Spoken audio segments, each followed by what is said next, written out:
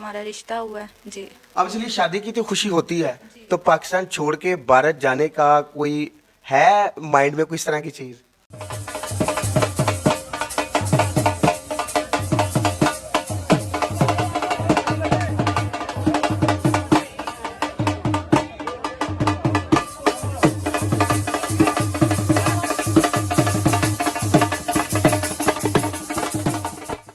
ये है भारत से ताल्लुक़ रखने वाले मोहम्मद रिजवान और पाकिस्तानी लड़की सिद्रा। दोनों इस वक्त बैठे हैं गुजरांवाला में, पाकिस्तान में।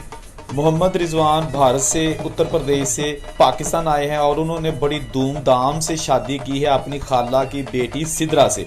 और ये भी मोबाइल पर देख रहे हैं शादी की तस्वीरें, क्योंकि शादी की तकरीब बड़ी धूमधाम से हुई है।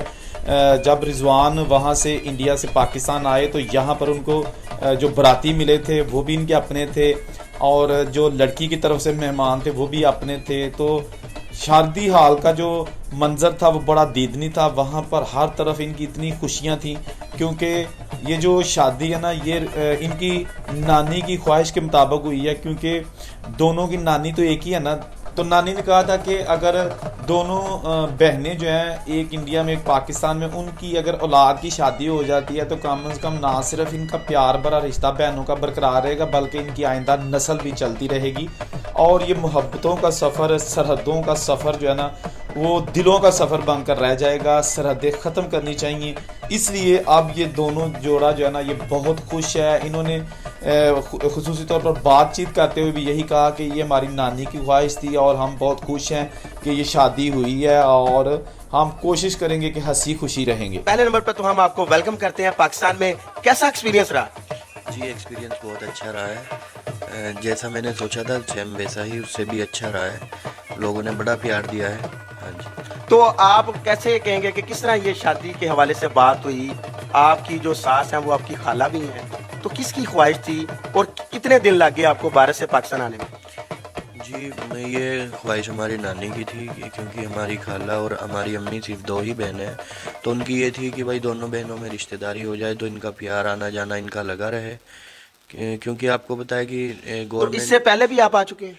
जी, मैं छोटा आया था बचपन में, मुझे याद नहीं है तब का। तो यहाँ के खाने, मेहमान नवाजी के हवाले से जरा शॉर्ट सा बताएं।